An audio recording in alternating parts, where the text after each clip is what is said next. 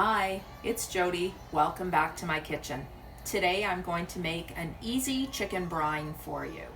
The reason you want to brine your chicken is to add flavor and moisture to your chicken.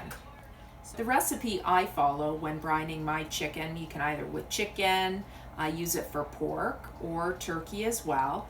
I use 4 cups of water. To that I add 2 tablespoons of sugar and 2 tablespoons of salt. So for my chicken here, I'm going to use 8 cups of liquid.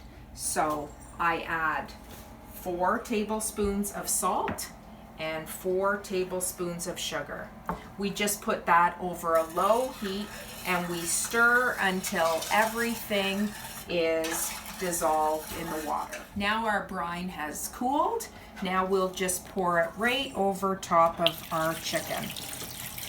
In this brine, I only added salt and sugar. I like just a basic brine. This way, once the chicken is cooking or is cooked, I could add a sauce to it. Or you could add different aromatics to it that you might like. Garlic, bay leaves, maybe some cumin, coriander, whatever flavor you're going after. Now that we've poured the brine over our chicken, we'll put it in the fridge.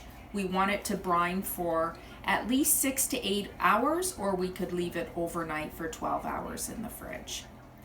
Now that we've poured the brine over top of our chicken, we want to make sure that it's fully submerged in the brine.